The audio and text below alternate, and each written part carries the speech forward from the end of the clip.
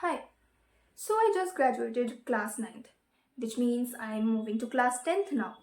And in class ninth, I scored 93%, which isn't really astonishing to me because I have been doing this for the past few years too. Like in class 8th, I scored 96%. In class 7th, I scored 92%. In class 6th, I scored a 95%, I suppose. So, yes, it's not surprising to me. But the best part is that I have been doing this all without taking any tuition classes. I have never taken any tuitions or watched any lectures, and yet I have been a good scorer. Along with that, I devote around 3 hours, 3 to 4 hours of my life to my sport that I joined in class 7th. And yet, managing sports, my social life, my extracurriculars, and my studies altogether didn't affect my grades at all. I have seen many students say that class ninth is hard, it's harder than class 8th, and that basically you need to take a lot of tuition classes, you need to do this and that because it is a huge jump from class 8th. Which I do kind of agree with that, yes, it is a jump, but that does not mean you have to compensate for your extracurriculars, your sports, or any other activity that you do just to maintain your grades. So here I am. Today I'm going to be sharing my tips with you that I have gathered through the experience in that I had in class ninth. And I'm also going to be sharing some of my mistakes that I made so that you, the people who are watching my videos, the upcoming ninth graders of this year, can watch this video and can have some sort of a guideline and some sort of a direction towards their destination. So without further ado, let's get started. Okay, first of all, starting off, many people say that class 9th is a huge jump from class 8th, which is something that I kind of agree with because yes, the methods that you use in class 8th versus the methods that you have to use in class 9th are completely different from each other. In class 8th, till class 8th, most students use one method which is rote learning, meaning you're just revising and learning the lines from the textbook that are going to be coming in the exam, right? Which was fine till class 8th. But in class 9th, we have depth, meaning the questions do not come straight from the textbook, rather, the lines of the textbook are sort of complicated and then the questions are formed which seem very complex to the other students. But still, it does not mean that there is no scope for scoring good marks without compensating for your other activities. No, it's not that. Depth can be easily handled with some good habits that you have to nurture while studying. First of all, this jump actually creates a huge fear in the minds of the students. Like when I started class ninth, actually, I wasn't understanding a few topics just right at the beginning, which kind of scared me because what was I supposed to do in the finals? If I'm not understanding the concepts in the beginning, what will I do in the finals? Right? This is very common. The fear is very common in students, but that does not mean that you cannot go ahead and just overcome your fear. You have to first of all clear all your concepts. First of all, start making doubts since the beginning. You do not have to wait for your summer vacations to get over or for your midterms to start learning or to start preparing for your finals. You have to prepare since the beginning.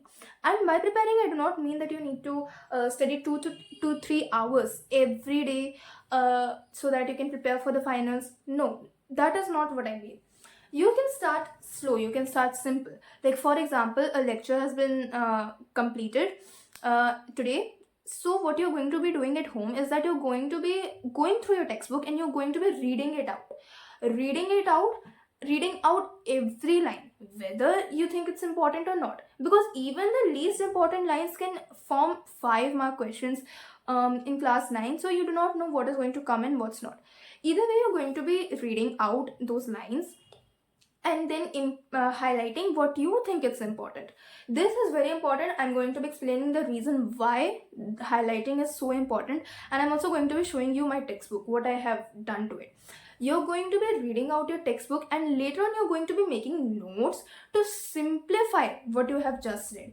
This is also known as blurting. It's a good technique so that the whatever you have just read retains in your long-term memory. You don't have to learn all the definitions that are in the chapter or anything like that. Just read it out and simplify it in your mind so that it retains, so that you know what is going on in the topic. This helps to reduce doubts as well. If you get doubts while doing this, then ask this to your teacher. It's one of the best methods. You have to start doing this since the beginning. I'm going to be explaining the reason why just a bit later in the video. Next thing, and one of the most important things for class 9 students, is that you have to have a guideline. Right, because in class 9th I didn't have a guideline.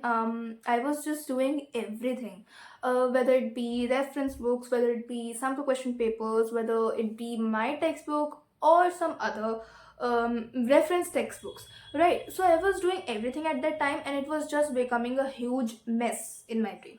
It was because I didn't have a guideline. But you need to have a guideline of what you're going to do.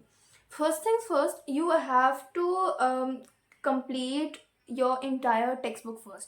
In India, we use NCERT for CBSE boards, right? So complete that entire textbook first.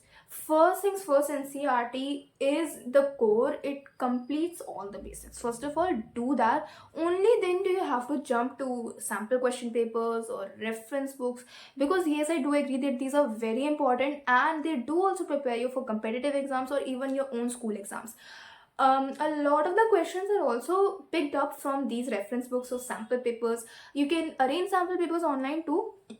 Most schools prepare their papers using some of the questions that are in these reference or sample papers, right? So after you have completed your basics, because if you do not have the basics, it's like uh, basically walking on thin ice. You can walk, but you do not know when that ice will just shatter, right? So that is why building the basics is very important. It helps to create a strong base so that even if you get stuck somewhere, it will not really damage you anywhere, right? So have a guideline. First of all, do not just jump into everything right at once, because yes, there's also a huge thing known as comparison. In class 9th it starts, because everybody is focused on their own grades and they just start doing everything, whether it be reference books, whether it be anything and everything, right? And what comes into the minds of students is that I also need to do these reference books so that I can also score better. My friend is doing this book, my friend is doing that book. But you do not have to compare yourself. You first need to master your basics. That is your NCERT textbook. Start doing that. Only then do you have to jump to your reference books. Because if you have done the basics, then you can jump to the complex questions anytime.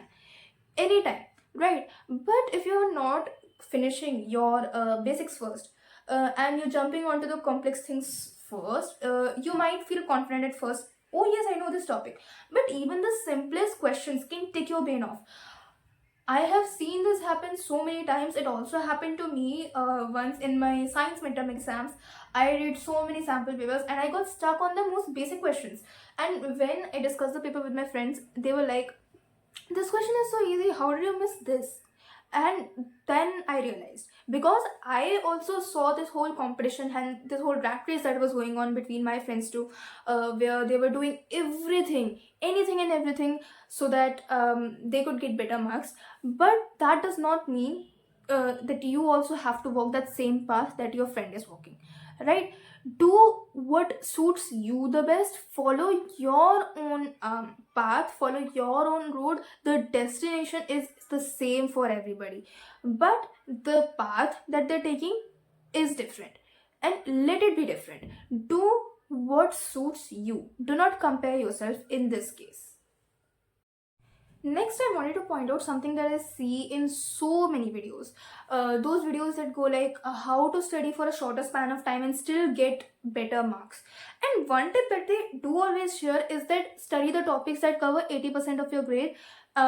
Because yes, that is something that 80% of the entire paper does come from just a few of the paragraphs that you're studying about in the topic, right? And yes, it is good if you do not have time. First of all, if you do not have time for preparing for the test, make sure that you're doing what is the most important in the chapter, because yes, 80% of the paper does come from that, but it will not ensure you the perfect results. Because again, like I said, in class 9th what starts that um, questions can be made from any line, whether you think it's important or not. Questions can be made from anywhere. Even sometimes the long question answers that you assume that will come from the topics that have higher weightage, sometimes even the schools skip that, the papers skip that, and you cannot really assume anything at all overall. Because even I saw this pattern in my question papers too, and I was shocked at how much weightage that the bigger topics carried, and how much weightage the smaller topics carried, right? So that is why prepare everything. If you want better results, if you want the best results, then prepare everything. Do not go for the major topics, do not go for the minor topics. No, prepare everything. Read each every line.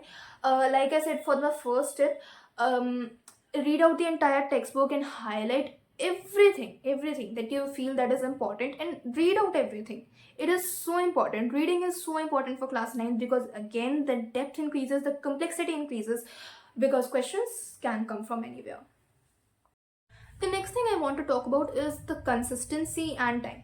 Like I said, I devoted around 4 hours of my day to sport, right? And I didn't take any tuition. And basically, what the thing that was that I had school for 8 hours in total, right? And then I would not get a single break. I would just be getting ready. When I just reached home, I would be getting ready for my sport, and I would just leave. And then I would spend in total 4 hours just playing and traveling, right? And then when I would get home, I would need at least 1 hour or maybe even 2 hours to rest, because yes, it is exhausting. It gets so exhausting coming from school, having no break, and then just straight up going to a sport. It does get exhausting.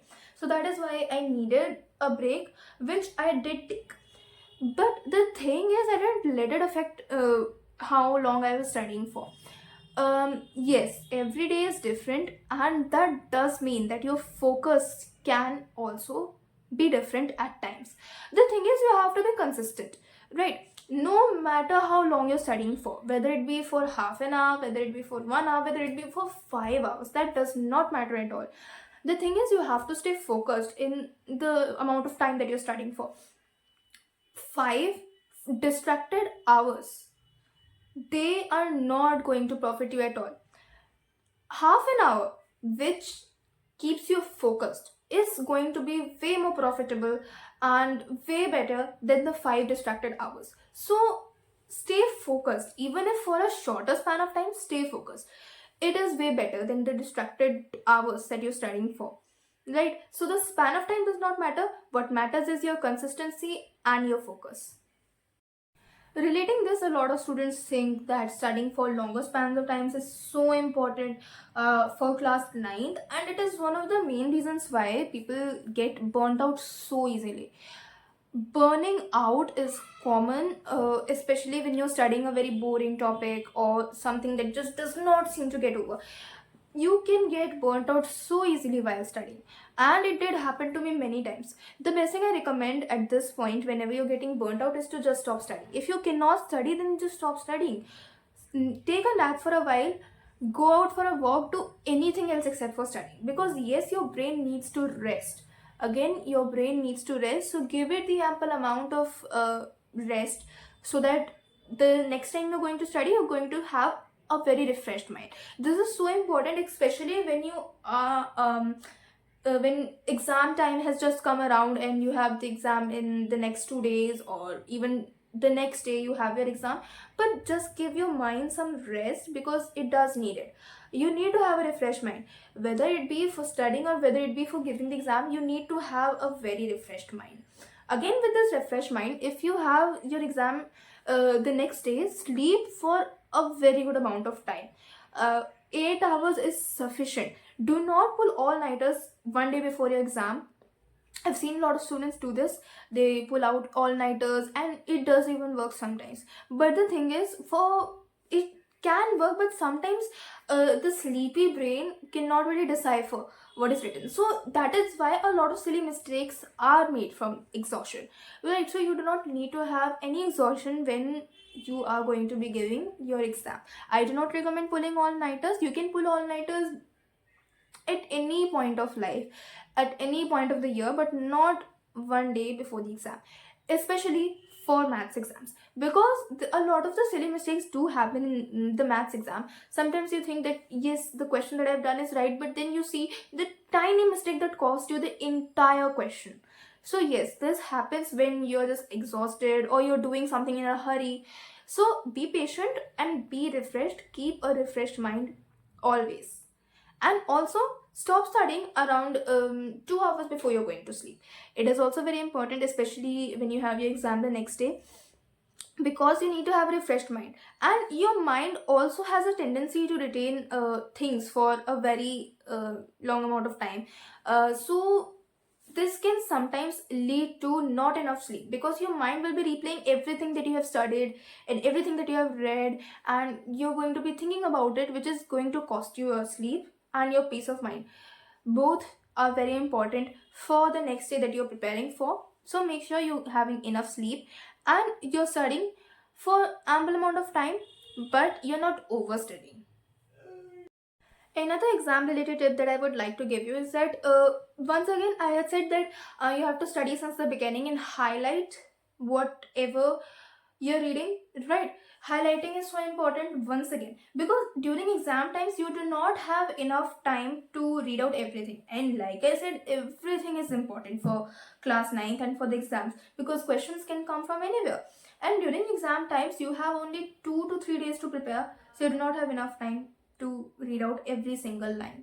So when you have highlighted the important lines of the chapter, you can go ahead and revise that, or even the notes that you have made.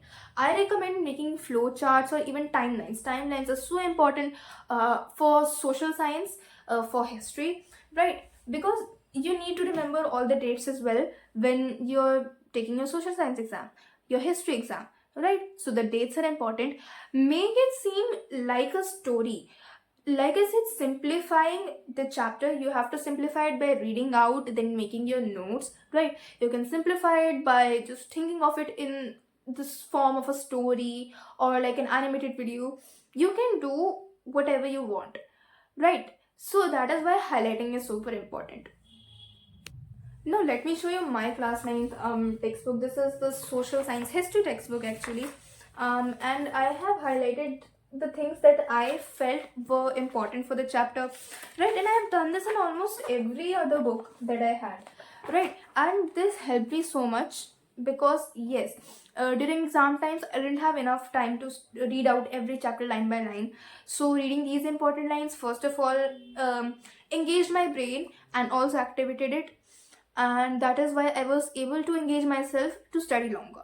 Along with that, to activate your brain, I recommend doing an active recall. Like I said already, you have to prepare your topics beforehand, even like partially prepare it. That is to read out the chapter beforehand. Right. After you have done that, you have to do an active recall. That is quizzing yourself for the exam. Doing sample papers is a good way. I recommend doing sample papers at the end when you have prepared each and everything. Then like pick up a sample paper and start doing it, or quiz yourself after every chapter. A lot of material is available on the web, so just search out. And last tip for this video is going to be, please be focused.